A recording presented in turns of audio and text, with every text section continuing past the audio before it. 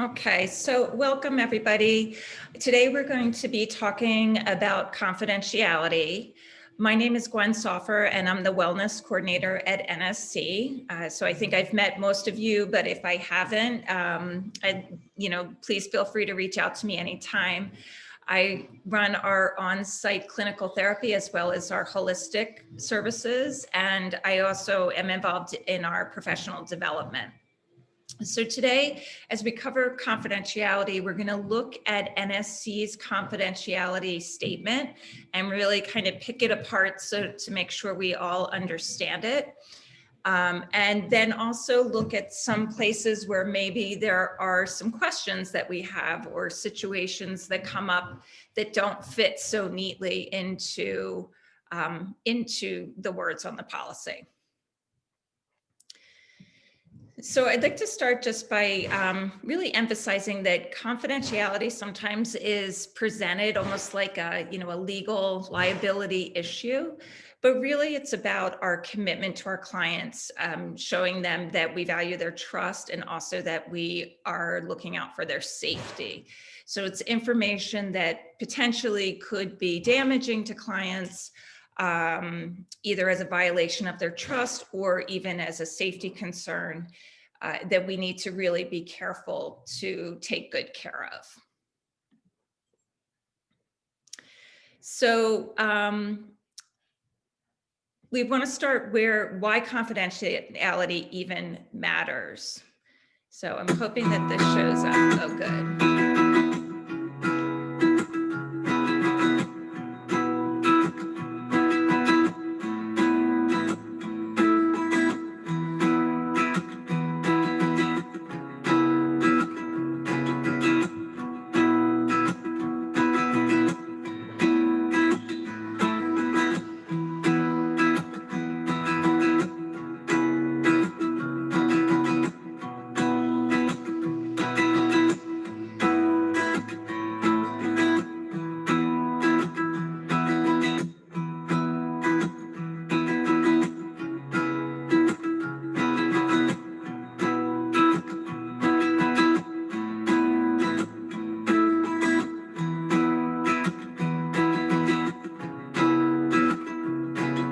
Sorry, Gwen, I don't see anything. Oh, you don't? Oh, No, I can hear the video, but I can't see anything. Okay, I'm sorry about that. No, it's okay. Thanks for letting me know. Yeah.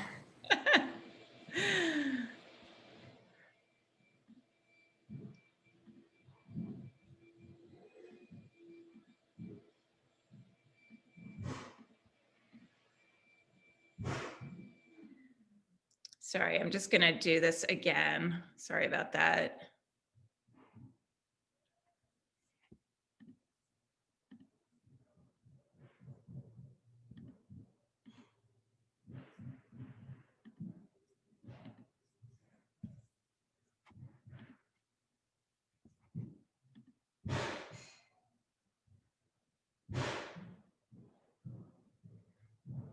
Okay, so I'm going to send this out later so you'll be able to watch this video. I think maybe I don't have that set up correctly. But anyway, let's start with discussing NSC's confidentiality statement. So all of these points that are in these colored areas are directly from our confidentiality statement.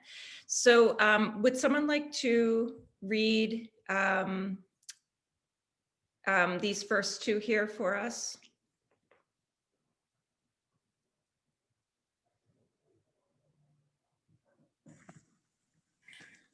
I can. Okay.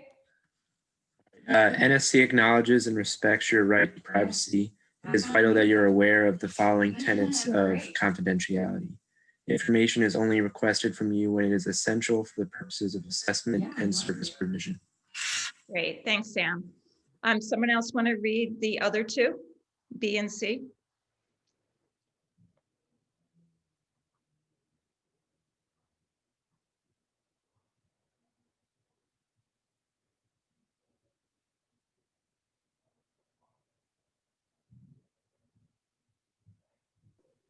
I could go.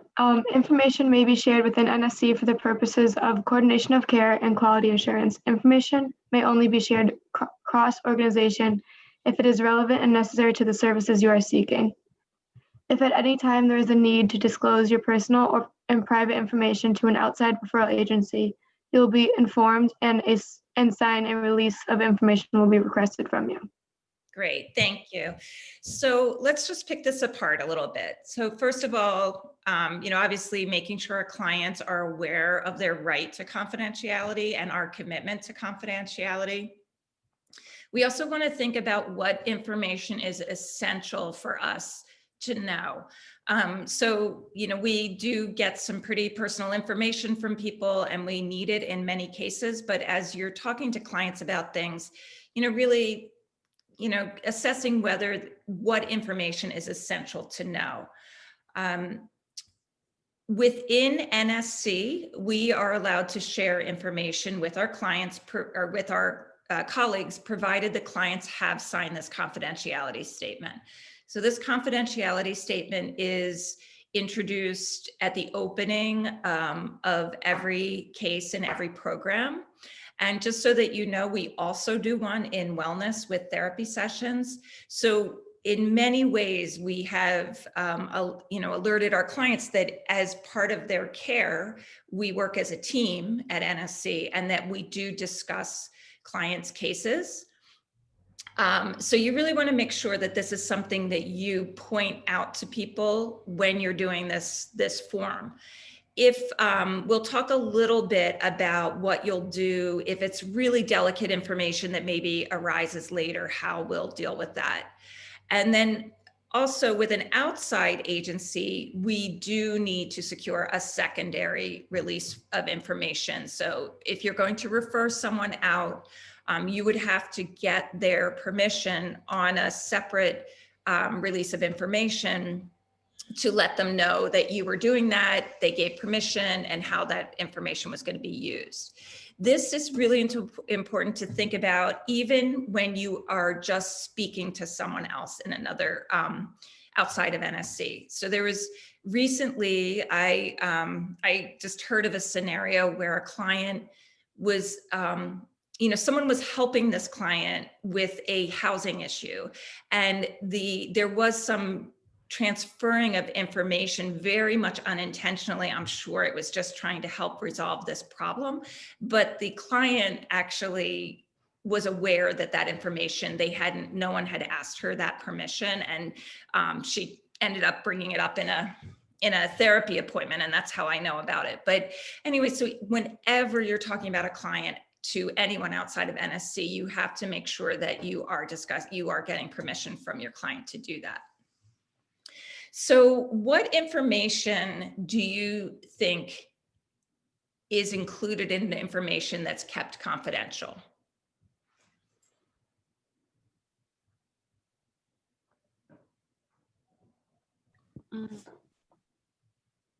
Health information? Health information, yeah.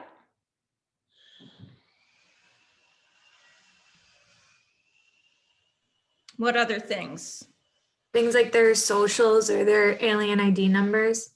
Yeah, any sort of identifying information.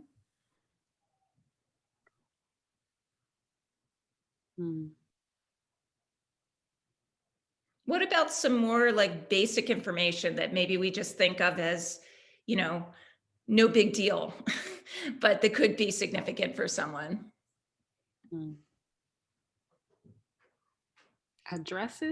Addresses, phone numbers.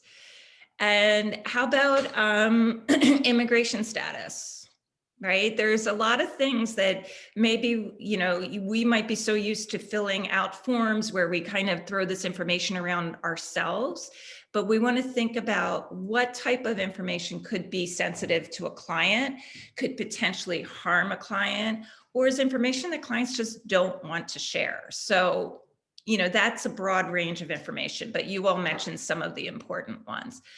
When we are collecting essential purposes, information for essential purposes, what would an example of that be? Maybe something you've done so far at NSC.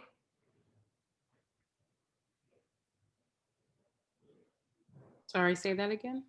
Yes, so in this, information is only requested when it's essential for the purposes of assessment or service provision. So what would an example be of something that's essential for the purposes of our service provision?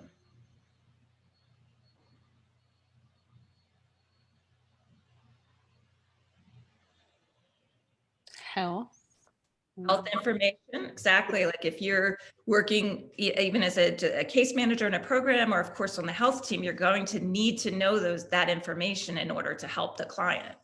Maybe legal status or visa status. Great. Yeah. So immigration status for our purposes is important because it sometimes it's a requirement to a client being in a program. Maybe we're also helping negotiate, making sure the client's getting the proper legal help.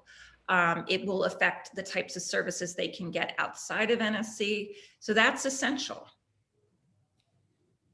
I think employment, like employment and family related things. Yeah, definitely. So we tend to work with the whole family. So we do need to know that information. And employment, of course, is something that, most of our clients need to have secured in some way, whether it's that person or someone in their family. It's about income. So that's all essential. So I'll just add, also, sometimes we do collect really delicate information. For example, if we have to do a screening in order for someone to qualify for a program, for example, in PPR or AHT, that's information we have to get in order to assess whether the person qualifies for the program. So there's even times where we get into really sensitive information, but again, it's essential for that purpose. So what kind of information do you think we might share with each other for the purpose of coordination of care? Someone said language in the chat. Oh, okay. Yeah, language. Exactly. Yeah, you mean using interpretation? Right.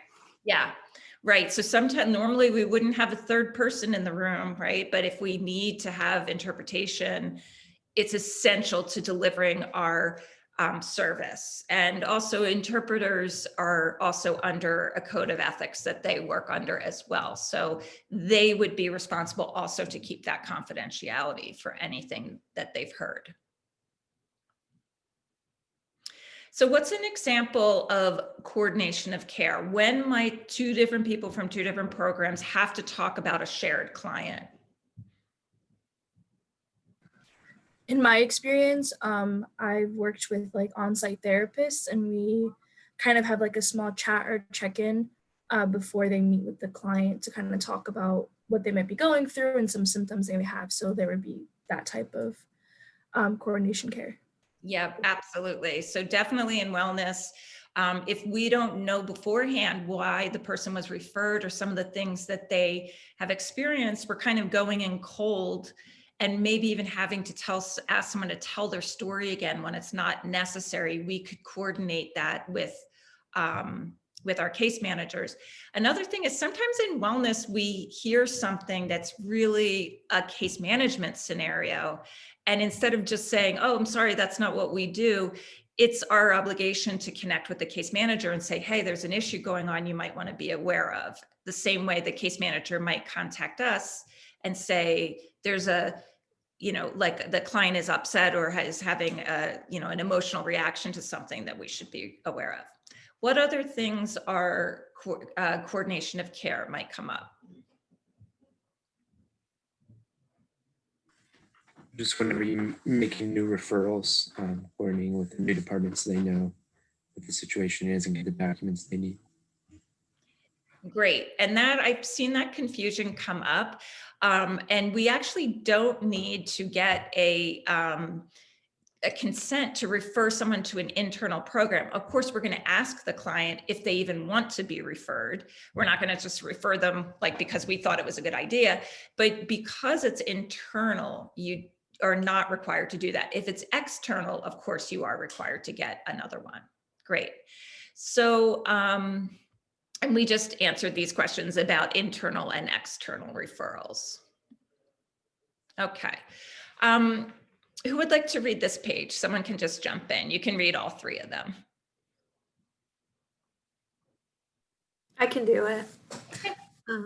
If your social security number is required for provision of services, we will request special permission from you.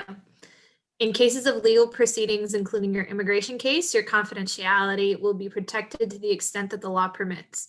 You should be aware that any information related to the case management services you have received can be subpoenaed in a court case. In this case, NSC will seek to protect your information to the extent possible.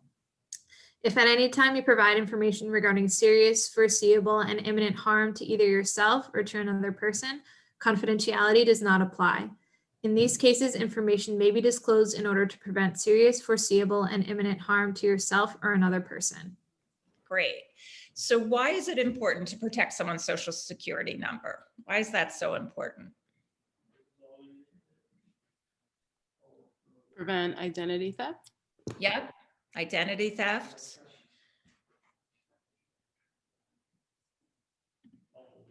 What else?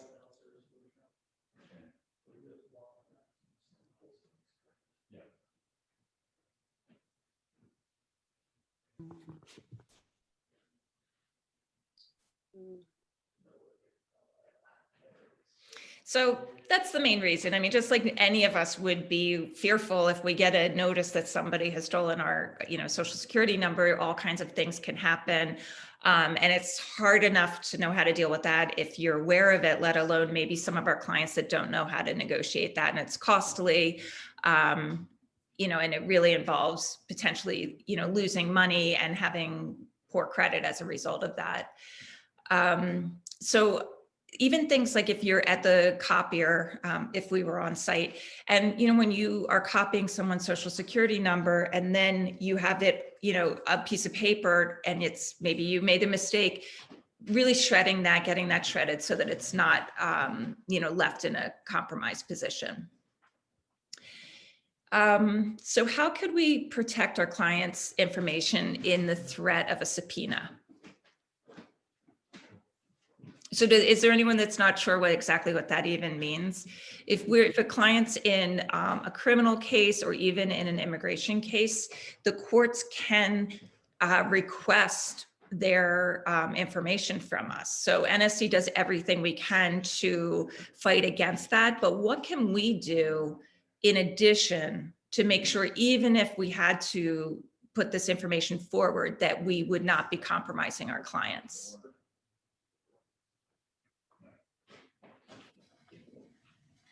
Omitting some information from case notes. Exactly. Like what types of things can you think of? Like if a client doesn't have work authorization, not saying anything about like client will call me when she gets home from work, or like client's coworker, client's employer, that sort of thing. Right, exactly. So those are the types of things that maybe it seems like just, basic information, but in the wrong context, it could really create a problem for people. Other examples are using names of, people, like names of family members or friends or anything like that.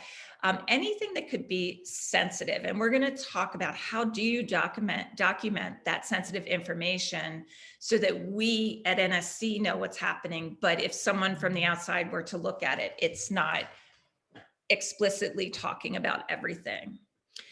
What constitutes imminent harm to self or other? So what types of things would we be looking for in that case?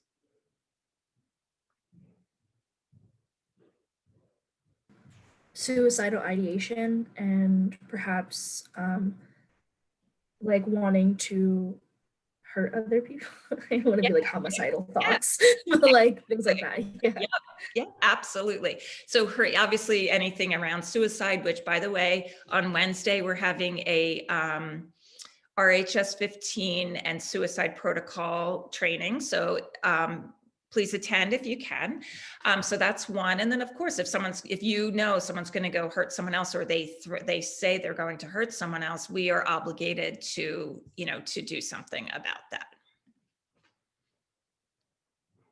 Okay. Anyone can jump in just to read these. You can read all of them. If at any time staff is to learn of or strongly suspect physical or sexual abuse or neglect of any person under 18 years of age, we must report this information to the County Protection Services.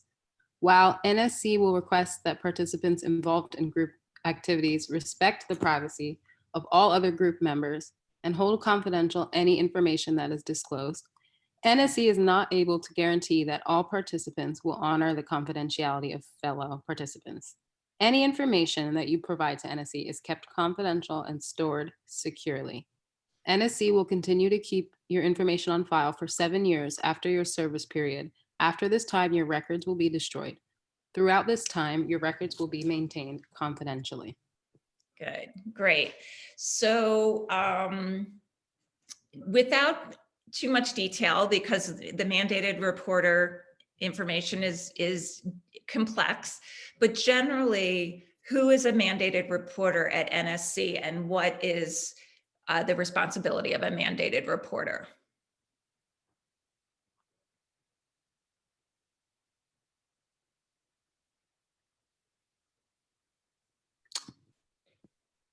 I could be wrong, but is a mandated reporter like anyone that suspects there could be abuse going on or could be some sort of like misconduct, and like everyone has a responsibility to like recognize that and report it?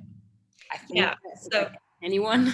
yeah, good point. Yes, actually, in Pennsylvania, it really is everybody. As a result of the Penn State abuse case, Pennsylvania has developed a very broad definition of mandated reporter. But as far as in an employment situation where you are legally bound, there's like the ethically bound and the legally bound. So if a neighbor sees something happening to another neighbor, they are ethically bound to report that. But as a legally bound mandated reporter, everyone at NSC is a legally bound mandated reporter. So if any of us see or hear anything, we are mandated to report that. We are going to talk a little bit about what that means, but not too deeply. We do have a full mandated reporter training that we will run again, and there's also a recorded version. But it's complex, but your answer is correct. We'll look at the NSC child abuse protocol in a moment real quick. So when we're working in a group, we can't control whether someone in that group goes out and tells their husband what happened in the group. But what can we do to inform clients of the limitations and encourage people in the group not to share that information?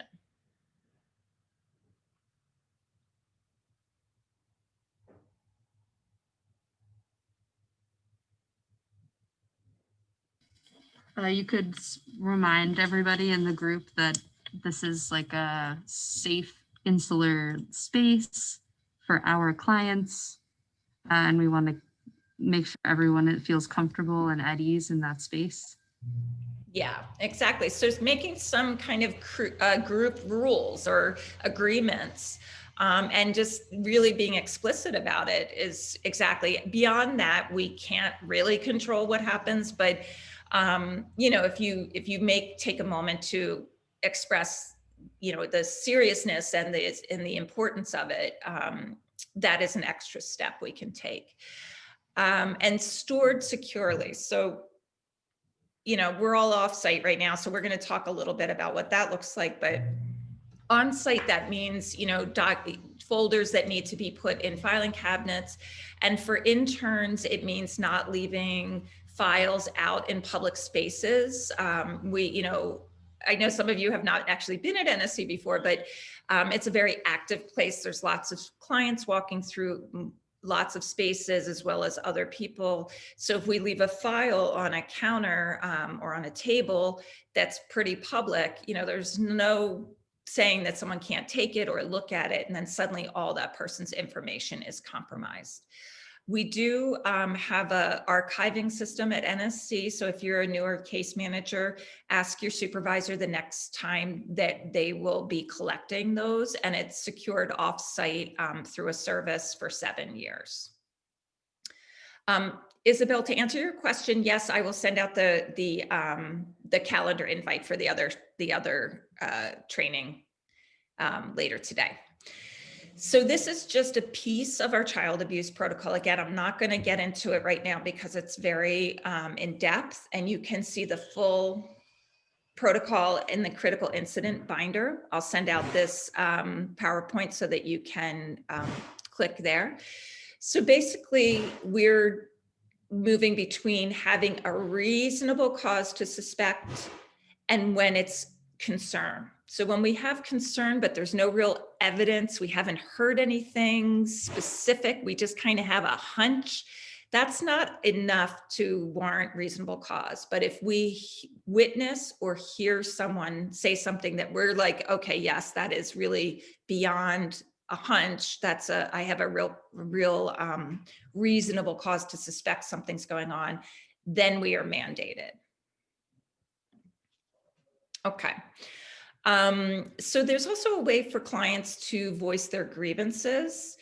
And so we want to, as we go through this is basically a way of letting our clients know that it's our responsibility to protect your confidentiality and your private information. And if you feel that something has not happened in the way that you feel safe, you have the right to voice your grievances, to meet with the case manager supervisor, the program director, and eventually the executive director. So as we look at this, I affirm that this has been explained to me and that I understand the confidentiality tenets as stated above. We're asking clients to sign that they understand it. So we really want to make sure that they do.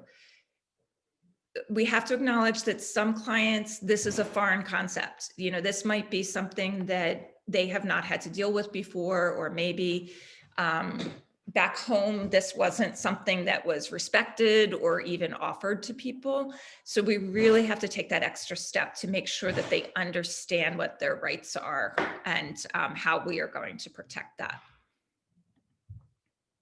So any questions about that piece? That is all the pieces of our confidentiality statement.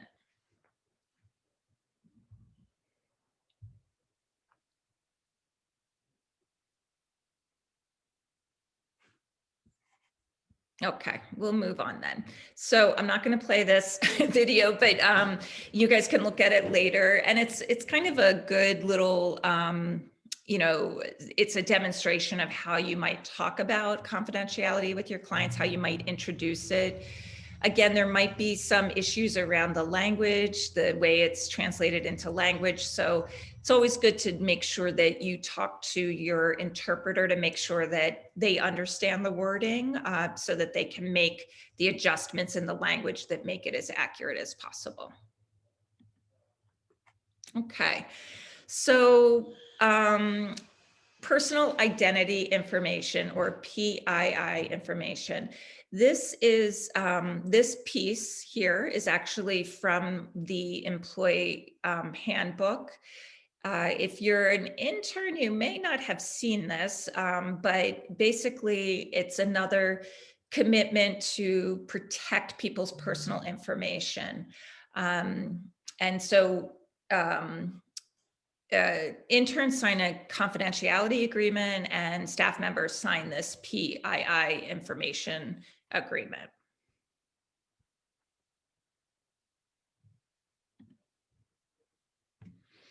So here are some more examples of what we might consider, whoops, I put the wrong letters there, but of personal information.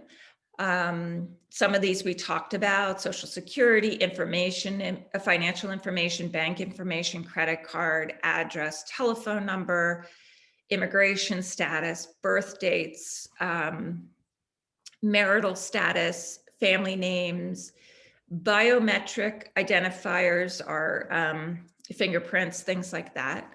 Medical history and condition. We'll talk a little bit about how we can case note that without violating our client's confidentiality. Passwords, and basically any sensitive information that could compromise the client's safety or privacy.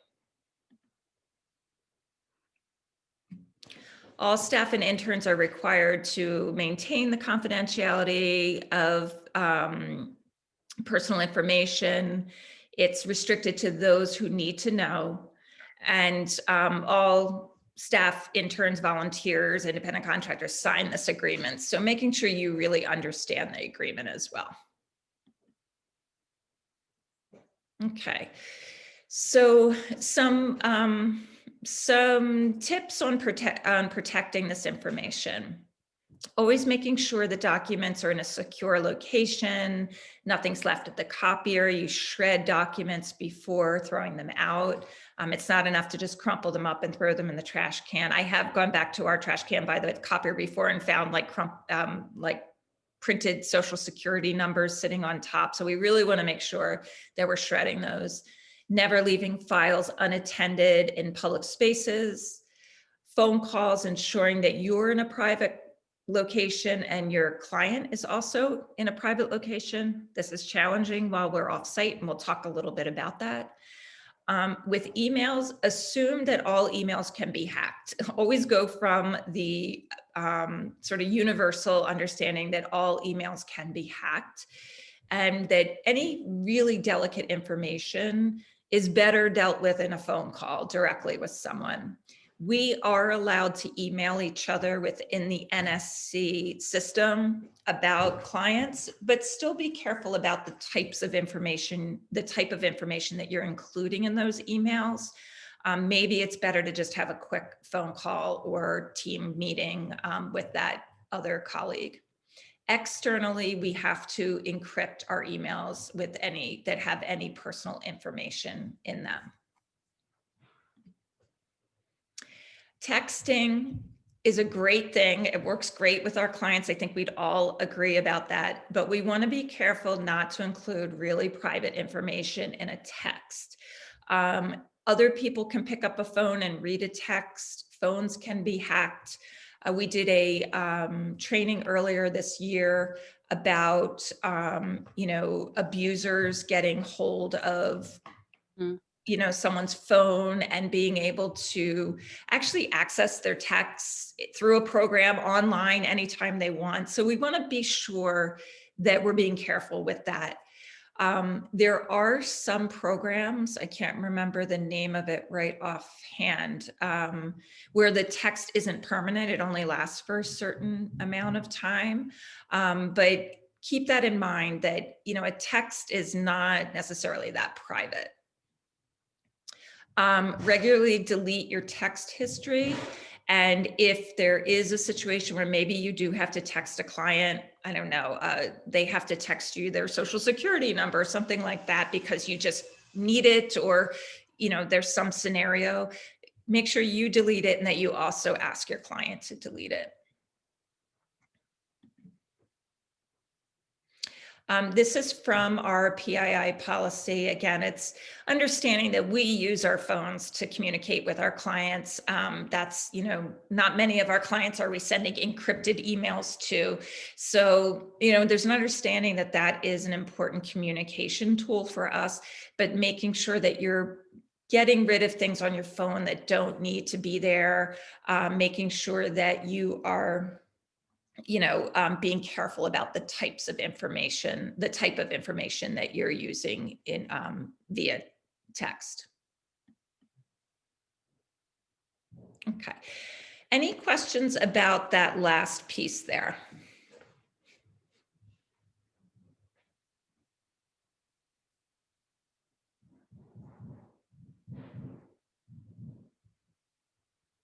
Okay, so we are going to have a case noting training coming up. Kathy's going to run it. I can't remember the date offhand, but there is one coming up. So we'll talk about this a little bit more thoroughly. But basically, we need case notes. Case notes serve a purpose for us. It creates a document where if I inherit a case, I can go in and see exactly what's happened with that person, or someone in another program needs to know something, or an auditor needs to connect the dots of something. There's a reason why we have case notes.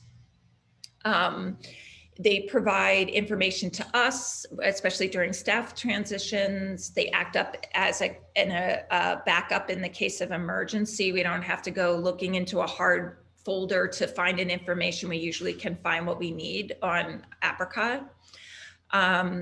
It protects clients and staff in the case of a critical incident that needs to be documented, but we'll talk about how to document it in a moment. And it can also help us provide services in the future. So, you know, maybe someone qualifies for another service and we can get that information there. Some grants require certain documentation. So there's a purpose to having case notes, and they're really important. But what we need to do is learn how to balance our commitment to confidentiality and our need to document. So this is an example. This is our critical incident sort of template for the different critical incidents that we have in our critical incident binder. You can use this exact wording. And we don't have to get into every single detail of what happened during that incident. You will create, as well as a case note, you're also going to create a critical incident form, which your supervisor will sign and then will be given to Gretchen and eventually given to Pam. Those are documents that we keep. It's a way of documenting the incident for a lot of different reasons, one of which being liability. We really do need to know that we handled things properly in the case that anything goes wrong. But it also gives us a way to document a serious issue that's going on with a client without putting it all in a case note. So you can use this exact wording that we've come up with here that gives us a way to document it without giving every single detail. So just take a moment to read through those case note examples and see if you have any questions.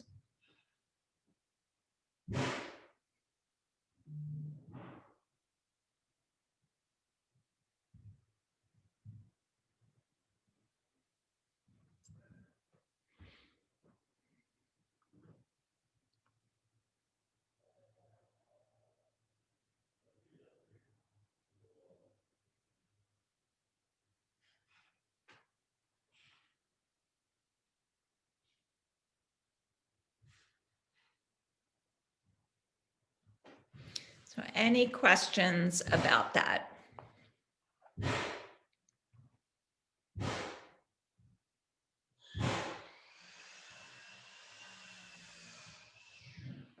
So after a critical incident, this is the template you'd use for Apricot. You'd also fill out a critical incident form, have your supervisor sign. Your supervisor will give it to Gretchen to sign, and then it'll make its way to Pam. You can find the whole critical incident binder. I think I have a link back there, but it should be in your training modules, and it's also on SharePoint. But if you have any trouble finding it, let me know. We created a digital version so you can keep it on your laptop for future reference. Okay, so someone mentioned health concerns and scenarios as being one of the protected information. So if you're not familiar with HIPAA, every time you go to a doctor's office and they make you sign that HIPAA paper, we all are under this. It's usually around medical services that involve insurance. Again, it's called the Health Insurance Portability and Accountability Act, but it's more general than that. It basically means that health information is protected. So we really have to be careful about how we share that information. There are scenarios where we have to, right? If you are working with a client to refer them to a specialist on the health team, for example, you will have secured consent for you to share that information with a physician or with someone scheduling an appointment. But we also want to be careful about how we discuss it at NSC. So we'll talk about some times where it gets a little bit tricky. I think a good policy is, even if someone has signed a confidentiality agreement and consent for you to share information, if it's something really delicate, I would recommend asking for additional verbal consent. Just so clients, it's easy to forget from when you opened up with a case manager and you signed something to 6 months later, when maybe you are disclosing something pretty sensitive that you feel you must, share in some way. Getting that secondary consent, for example, to talk to a therapist, or something like that. There are some scenarios where we do not ask for consent because we have to do this. So what are those scenarios?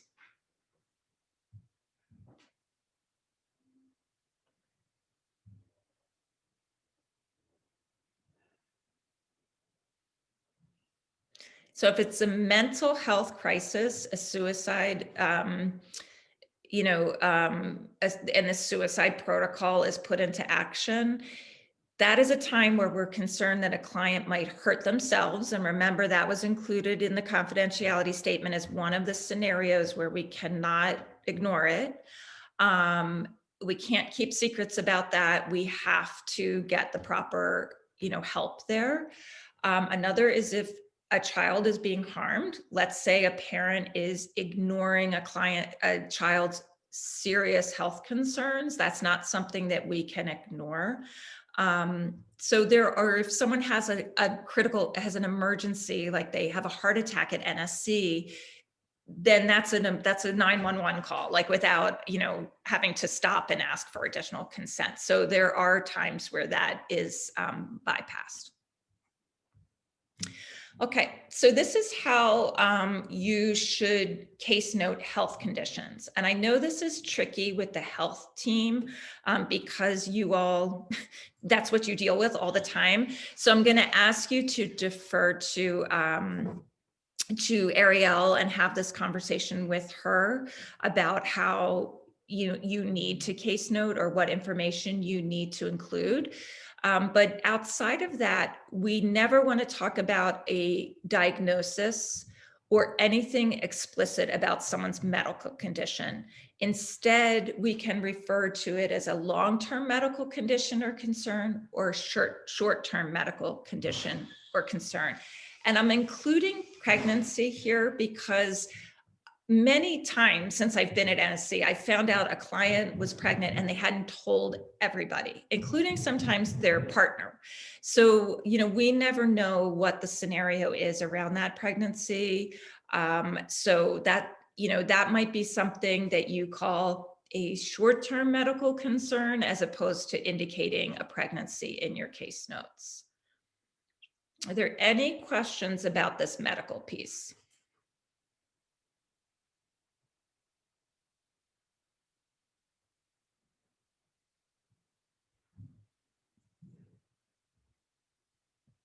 Okay, great. So a few other things to keep in mind. You never want to write a client's, family name or roommate or cousin or anything like that in your case note. You'll refer to them by their relationship. So you might say, client,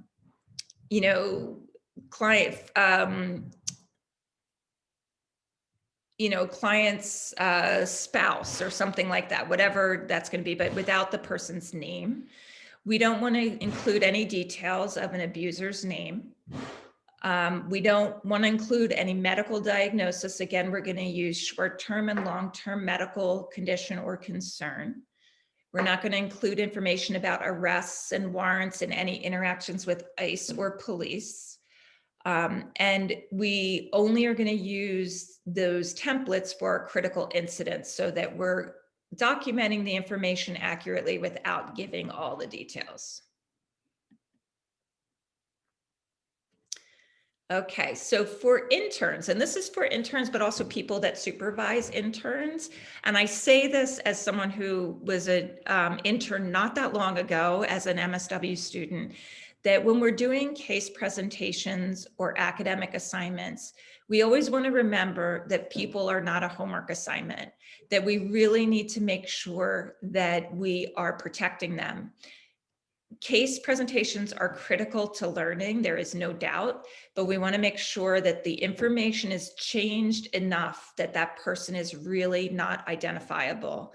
I always use this example that when I was in school, one of my classmates was doing a case presentation and she gave so much specific detail that I knew I could go Google it and find out who that person was. It was involved a legal case that was very public in the Philadelphia area, and I just knew that I could figure it out. So we want to make sure, especially with our clients who are so vulnerable and have tentative, have insecure legal status and all of that stuff, we just really want to make sure that nothing is being revealed. So changing name, changing where the person's from, changing maybe their age, really not giving anything identifiable.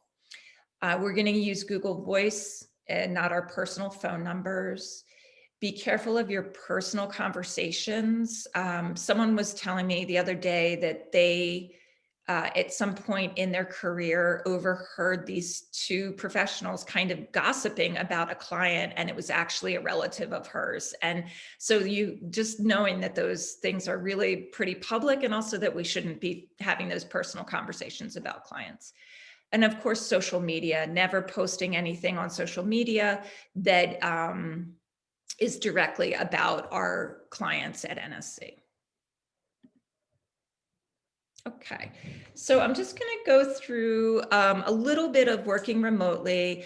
And then as we're going through this final piece, if you could be thinking of scenarios or situations where you've thought, I know what the confidentiality statement says, but it's not really fitting in here, or a time maybe when you kind of made a little snafu and realized, wow, I could have done a little better job at doing that. This is how I would do it the next time. And I'll give you an example of mine that I did when I was an intern. So working remotely, making sure that any documents that you're taking off site, that your supervisor is aware of it and has given you permission. There is a tracking system for any files that go off site. Making sure that when you have those documents at home, that you are putting them in a private place where your partner and your kids and whoever else is coming in your house can't have access to. Never leaving any documents in the car, or when you're on public transportation, making sure that, if you have to do that, that you have your backpack on your lap with you, not kind of sitting down, and making sure that you shred any documents when you're finished. Working through password secured connection, not through public Wi-Fi, making sure you utilize a firewall, and making complicated passwords that are hard to guess, and make sure you change them regularly. That is, of course, a huge pain. But if for those of you that participated in the workshop that we did on this, it's actually, people are really smart. They can figure out passwords super easily. So, having as much complexity in your password as possible. Making sure your computer's in a secure location at all times. Making sure it's in a case if you are moving about, and I'm not leaving computers in the car.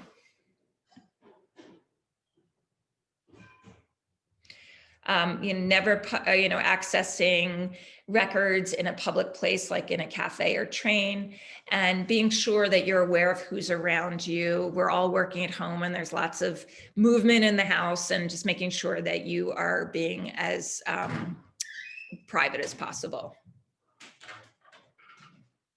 So what are some of the tactics that you all have taken to secure privacy and confidentiality while you've been working at home? For me personally, because I know I'm gonna be I was gonna handle client related things, I actually got my own Wi-Fi, so I don't share it with my roommates. It's my very own. So that's one thing. Yeah, so that's a great thing.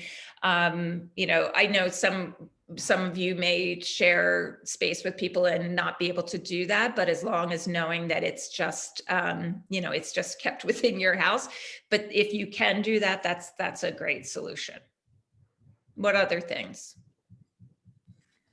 I use headphones when I'm talking to clients. So my boyfriend, if he is paying attention, can hear only one side of the conversation. Yeah, great. So headphones are a great option. Exactly that. You kind of cut off half the conversation for people. This is like a small thing, but when I'm talking to a different agency like the Social Security office and they need a Social Security number for a client in order to access information, I won't say like the Social Security number is, I'll just give the numbers. It's like really small and may not even make a big difference, but trying to be as intentional as possible. Yeah, I think that's great. Like not identifying what these numbers mean, right? It could be a phone number or something like that. So that's another way, as well as other sensitive information that you could do the same thing. I know that the use of like a white noise machine outside of like wherever you're working is really beneficial, but I have like several roommates and I just kind of had that conversation with them. Like, this is like what's expected, and I would really like appreciate like if throughout the day like you respected my privacy in my room, and like if you did hear something, just to like walk downstairs and like leave it alone. Yeah, absolutely. Right. We can't, especially if you live in in an apartment, it's kind of hard to map out your own private space, but, at least having that conversation. I know I have that, my husband and I have that understanding because he works from home sometimes too, and he's a loud talker. So I have to put my earphones on when I hear him on his, meeting with people so that, taking that responsibility goes both directions.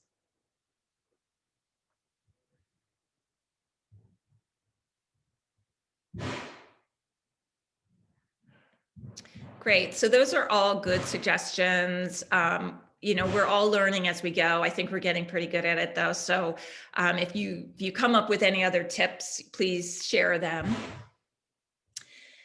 So before we get into the scenarios and questions, we'll just touch on boundaries and confidentiality and privacy and how this all intersect.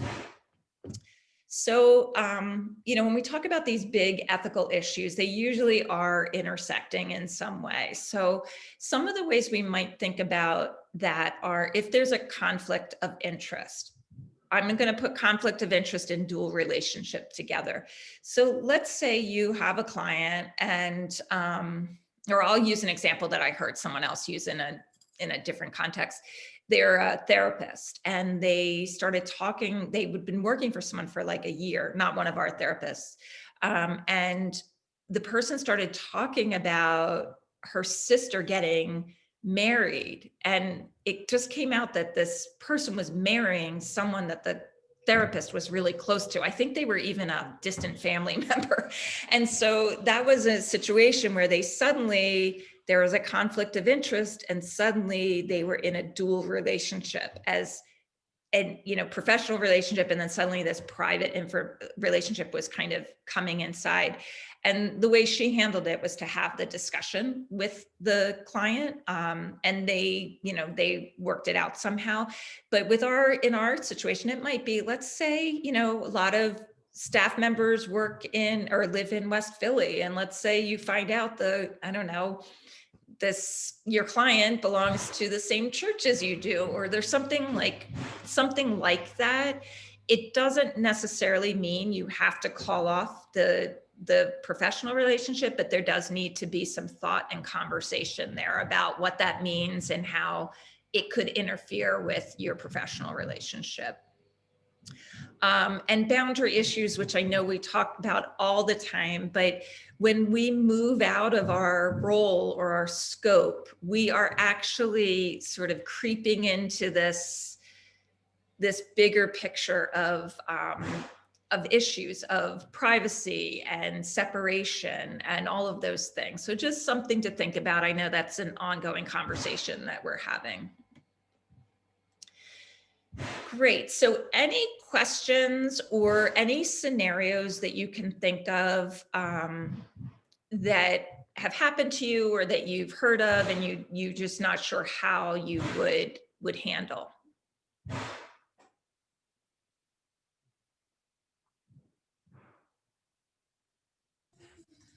This isn't something that I didn't know how to handle, but I guess it's something that could really easily happen. So I just wanted to bring it up to people. Sometimes we like send multiple clients the same information, like if it's a flyer for like a group meeting or whatever. So one time I sent somebody some information and I used a different client's name, just their first name. But I said like, hi, so-and-so, and it was not so-and-so who I had sent the message to. Yeah. And the person who I sent the message to got very upset because they were like, I'm not so-and-so. Are you sending my name to other people? Like, what's going on? Yeah. So I was just really apologetic and promised that I had not sent her name to anybody else. And just that's really easy to do. So easy. you don't copy and paste blindly. Right. Or like reply all. I learned that the hard way, not in my professional life, but in my personal life. Right. Yeah, that's a great example. It's like we all make mistakes, we make errors, and sometimes they might create an issue. And you addressed it, and it was just an innocent mistake, but you can see why a client might start to get a little paranoid about that. Any other scenarios that you all can think of?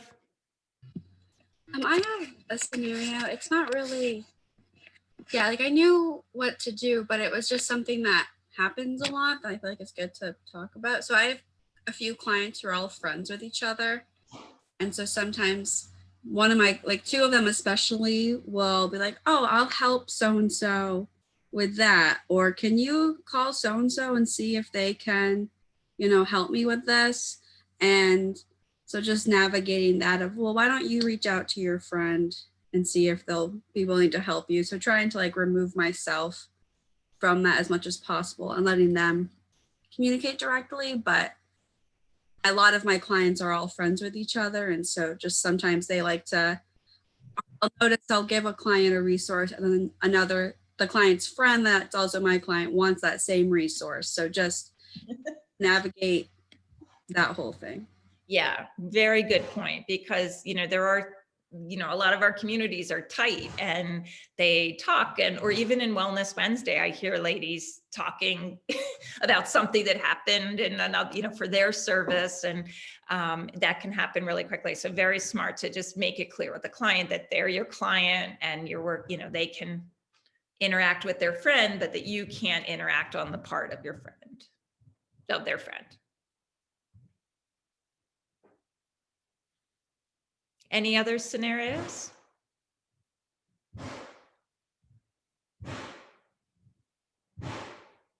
So I'll share something I did when I was an intern, and as soon as I did it, I was trying to grab my words back into my mouth, but it was too late. I was escorting a client somewhere, and I was really brand spanking new at NSC, and I ran into one of my professors in Center City, which was very unusual because I didn't go to school in Center City. And I have this nervous thing that when I'm with people, though there's like an odd man out, I'm always super vigilant of that person. Like I feel like I have to protect that person and make them feel included. And I immediately introduced my client to my teacher. And as soon as I did that, I was like, oh my God, I only said his first name, but still nonetheless, it was like one of those things that as soon as I did it, I was like, oh my gosh, I should not have done that. But I never did it again, because when you catch yourself messing up, it doesn't feel good, but it's how we learn. So, and fortunately no harm done, but still, it was just one of those weird tics. I also ran into a client once, like on a weekend. My husband and I were in Center City walking around Rittenhouse Square, and I ran into a client that was pretty challenging person, and like navigating when you run into people in public, and sort of the going suggestion on that is that let people acknowledge you as opposed to you acknowledging them. So if your client sees you out at Trader Joe's or whatever, we're not going to ignore somebody, but not running across the store and saying, oh, hi, I see you. But if the client sees you and approaches you and says hi, having a friendly interaction, but keeping it brief. So any other questions or scenarios that have come up that you'd like to bring to the table? I have a question, and anyone could answer it. So I had a problem labeling my clients names on my phone. I do live with other people, and so I didn't want their caller ID, or if they had caller ID, their name or their full name to pop up on my phone, especially since I just wanted to protect their privacy. But I would use their initials, and I ended up getting confused with two clients who had very similar initials, and I referred to one client by other name, and then I apologize.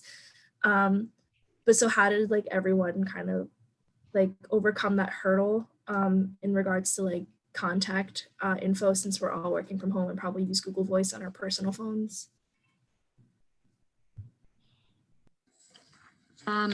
Sometimes I try to, with initials, I try to give as many initials as possible. If they have a middle name, I'll include their middle initial as well. And if there are people with similar initials, sometimes I say also we'll just add the county that they live in, or XYZ, New Jersey, or something like that. I don't know if this is just on my phone, but when I save a contact in Google Voice, it doesn't save it to my contacts on my phone. So when I'm getting the call, I actually don't get a caller ID at all, which is kind of difficult because then I might not know who's calling me unless I've memorized part of the number, or if I pick up and then the number is said. But I don't know if that's the case for if it's automatically saving for other people on their phone. Mine saves automatically to my contact list, and then when I get a call to my Google Voice number shows up on my phone screen. So that's how I know that it's a Google Voice call. And then when I answer, it says call from, and then it'll read me the contact that I've entered, or give the person a time to say their name. You know what I'm saying? Yeah, that's interesting because mine doesn't do that. I just get the number, and I've saved them on the web version of Google Voice, but that doesn't translate. When I text in Google Voice, the name shows up, but not when they call. So I wonder if they're also setting things that can be changed. I think I it think goes so. by your phone privacy settings. You have to see what, when you downloaded the app, you have to see what you gave permission to connect your app to your actual phone information or something. Kind of it. I mean, I have an iPhone, so I always know that it's pretty easy to just go and check. You just go to privacy and click click the app through your settings, and then it kind of shows what do you give them permission to access to your phone. And then in terms of contacting clients, I don't save any numbers, just because for me, it's just, I have a Excel sheet kind of through our email of NSC, and I have initials on that.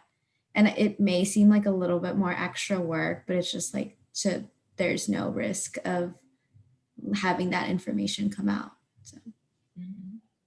I know one thing that CFR does, the way that they code their clients, is they do the first 3 letters of the last name followed by the first 3 letters of the first name.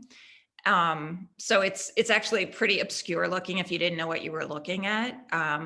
But that's another way to potentially code your clients' names.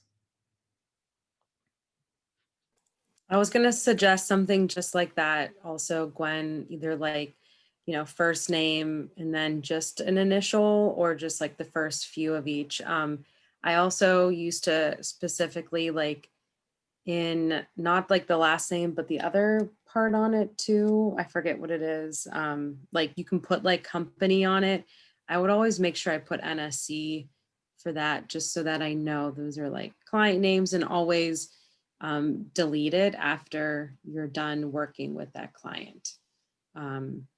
Also, just a random question. Do you all think it would be helpful to have like a specific Google Voice training that goes in each of the different account settings? Because I feel like this is often something that comes up.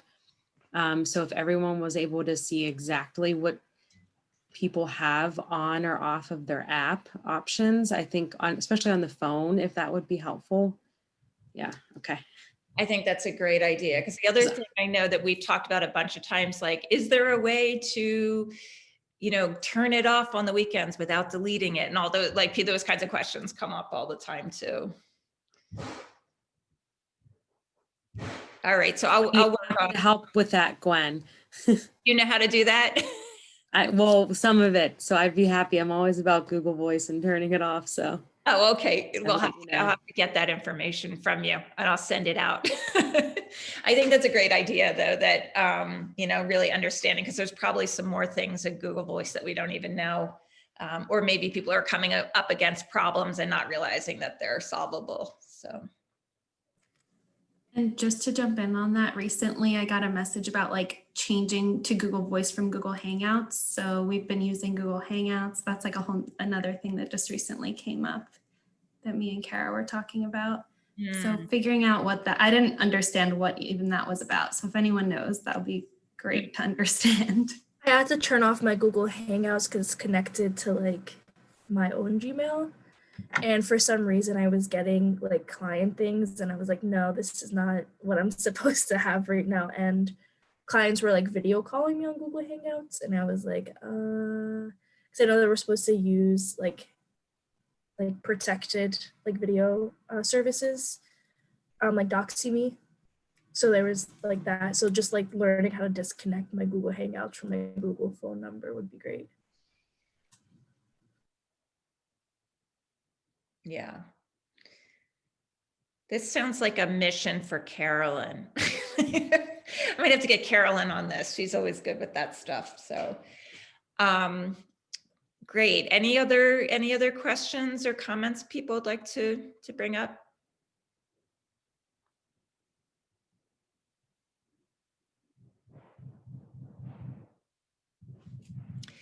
Well, thank you all for attending today. And I will be sending out this PowerPoint and also the recorded version in case anyone wasn't able to attend, or you want to go back and play some of those videos. I'm just going to read, I see a couple of chat things. Christy shared that there's a shredder, a big gray bin in the back where you can put confidential papers to be shredded at the office.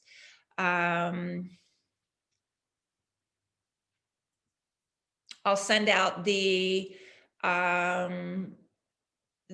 training calendar invite for the RHS 15 and also QPR as it relates to working off site.